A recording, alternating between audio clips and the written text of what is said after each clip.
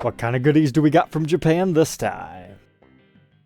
Welcome back, troglodytes, to your daily dose of guitar information, the Trogly's Guitar Show. This review is thanks to David. He reached out to me to see if I could help him get a special one from overseas. So I figured, we might as well document it while it's here. But if you were thinking that this was just any white Stratocaster, you would be wrong. This is from the Fender Japan exclusive Junior Series collection, where this Stratocaster does not have a 25.5-inch scale length. It's actually 24 inches. So why would somebody want that? Fender Japan's website says it's easier to play chords and it reduces stress on your fingers to play in general. The thinking behind that is the shorter scale length means there's less string length to tune it up to pitch, so it won't be as taut. So the amount of pressure you have to put down versus on a full scale length will be different. And I'm pretty sure they also make the neck dimensions a little bit more narrow, so this is great for people with smaller hands. So that would make sense why they might have this as a Japan exclusive model. It's not just for children, it's also for people who just prefer shorter scale lengths. But not only did they change the scale length, they also reduced the body by about 6%. This is about as close of a comparison I can give to you guys lining the guitars up. You can see it's not a lot, but just enough to go zoop, zoop. So whereas a Buckethead Les Paul is an oversized baritone, this one is a shorter scale, slightly shrunken down. So if any of this sounds fantastic to you, they actually offer it in 4 different models. A Stratocaster, which we're documenting in depth today, as well as a Jazzmaster and Telecaster. We've reviewed both of those in the past. And one of the more interesting ones is actually a jazz bass within the lineup. There were a lot of guys very excited for the reissuing of those. But these came out about 2 years ago. We actually unboxed every single one of them in this episode, but I never got around to reviewing the Stratocaster, so I thought, hey, perfect time to revisit these, because I do believe we've got some new colors. So on the Stratocaster, there are both gloss and satin versions. The gloss finishes include a 3-color sunburst in both a maple and rosewood fretboard option for that color only, and then a gloss black and an Arctic white. Now, as far as our satin finishes, you've got the Daphne blue, which is the only one that has the option between the rosewood or maple fretboard, the vintage white, which we're documenting today, that only has the rosewood board, surf green, as well as shell pink. But the thing I really love about the satin finishes is it's not like one of those really cheap, nasty ones. This is more of an eggshell finish. It has a very smooth sheen to it. It's not like open pore grain fill satin. This is a very high quality polyester finish. Now, these are by no means prohibitively expensive, but it does get a little bit expensive to import one of these to the United States. But look how this came. Stock from the factory. Super nice, ultra shiny frets. Even our fretboard has been sanded to perfection. I have not done anything to this outside of unboxing it. So I'm really happy to see that after 2 years, Fender Japan is still knocking it out of the park on these Japan Juniors. Because that is not always the case with every manufacturer. Sometimes it's just cherry-picked nice examples for the first couple of years and then varying quality later on. But besides just the guitar, they do ship in a gig bag, as most made in Japan Fenders do. This particular one is just a little bit more than a dust cover, hardly any padding at all. But inside sleeps a strap if you want to put it on your gig bag, as well as our truss rod tool and the whammy bar, and looks like our setup Allen wrench. And we got a couple of hang tags. So if you like what you've heard so far, let's go ahead and throw it onto the workbench to learn all the other detailed specs of the Japan Junior Strat.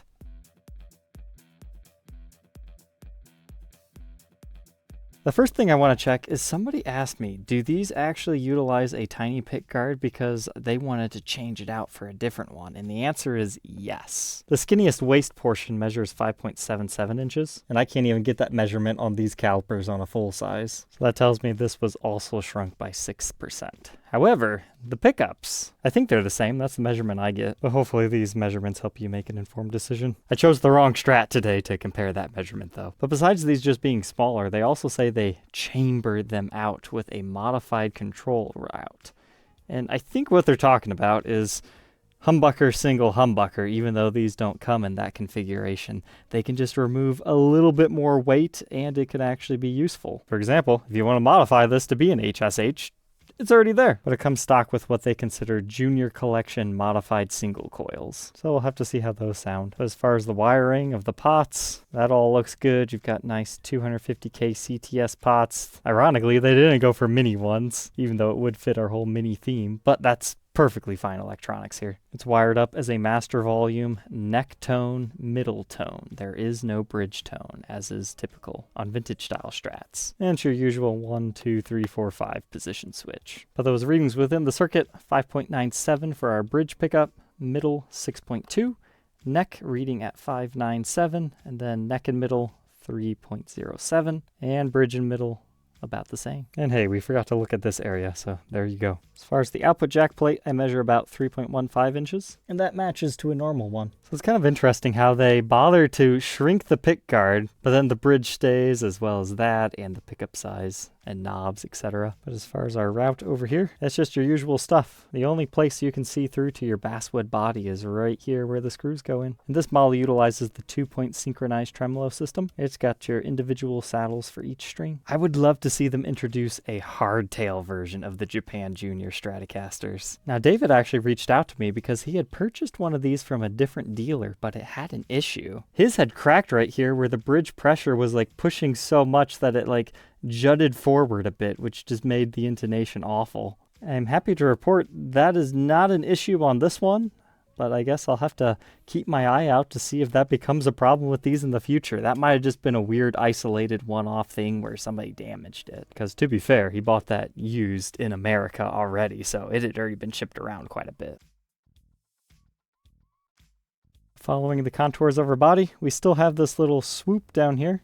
It's just a little bit harder to see because of the satin nature of the finish. But moving on from our basswood body, once again, we do have a real rosewood fretboard, no alternatives on this one, and a true maple neck. As far as your dot inlays, they're just the white plastic material. It utilizes 22 narrow tall style frets. But these actually spec out with a real bone nut, and I personally measure 1.665 inches. That increases to 2.04 by the 12th. First fret neck depth 0.84 and 0.95 by the 12th. Here's a look at that neck profile at the first fret and the 12th fret. It's advertised by Fender as a modern C neck profile shape. Starts off very slim right here. It still has the C shape, but it definitely chunks up a little bit right here. I kind of wish the entire neck was like that for my personal playing preferences. But then again, I'm not the target demographic for this one. I've got big hands. But they capture a 9.5-inch fretboard radius. And here's visual confirmation of our 24-inch scale length. Now we can move on to our headstock. You've got your black cap truss rod cover, a single string tree, and it's your vintage style poke it down, wrap it around style tuners. And you've got all the regular Fender goodness up here as far as Strats go.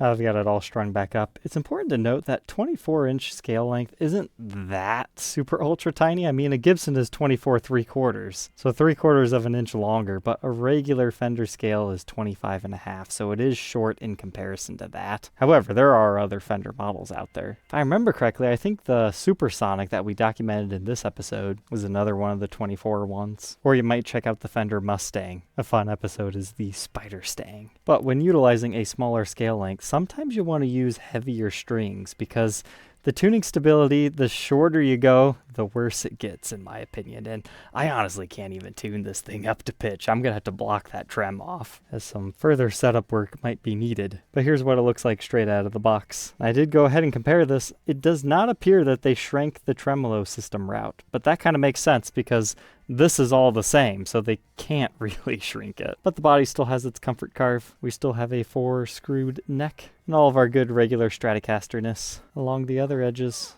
And thankfully, no neck pocket cracks. This one survived the journey just fine.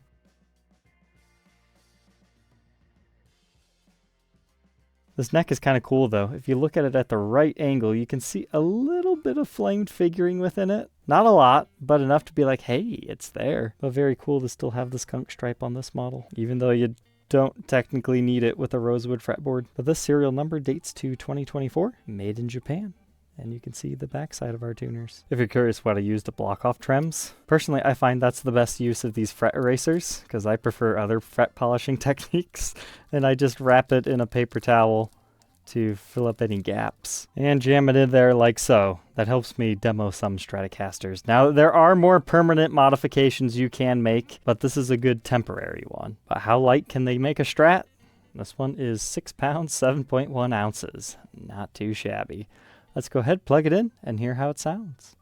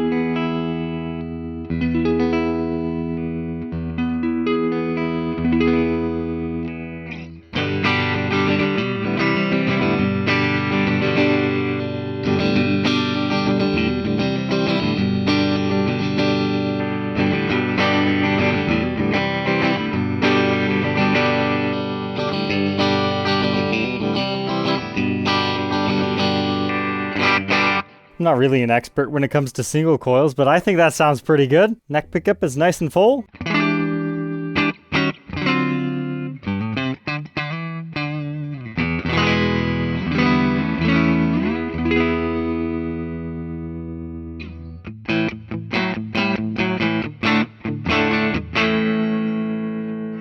Single coils are supposed to be bright and thin, but the bridge almost is a bit too thin for my tastes.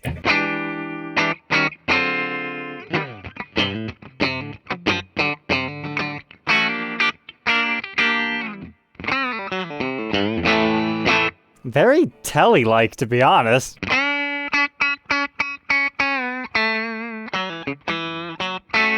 that could be a good or a bad thing. I thought the middle position was very full sounding.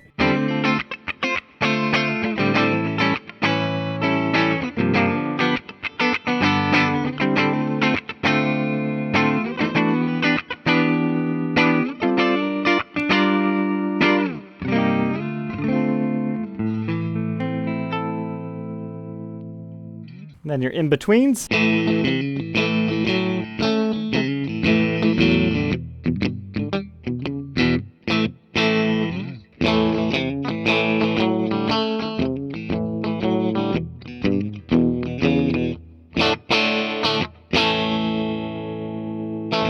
forget you have your tone controls you can play around with as well.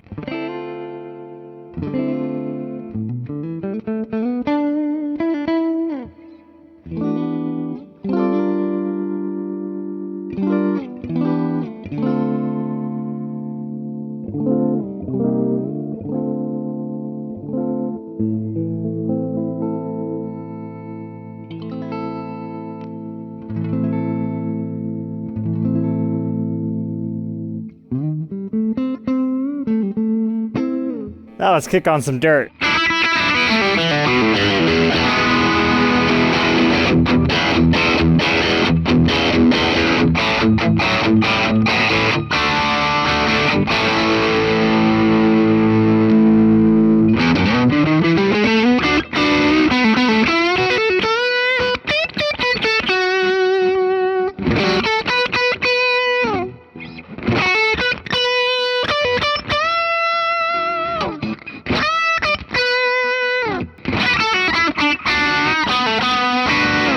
Very compressed sounding.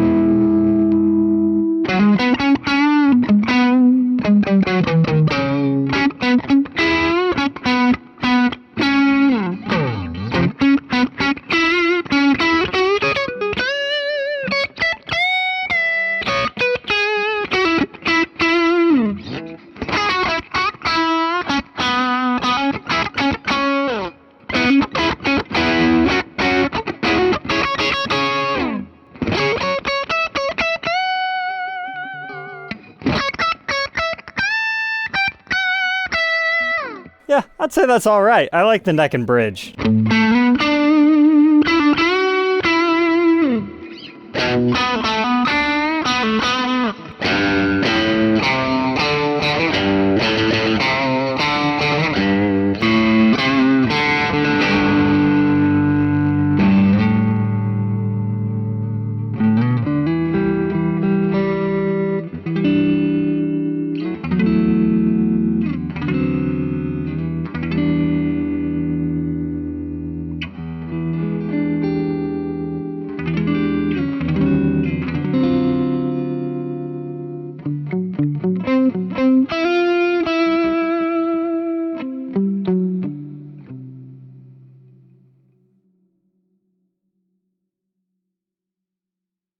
So there we go, the Japan Junior Stratocaster. What are my final thoughts on this? I have no problems playing full scale length guitars, so this is not necessarily geared towards me.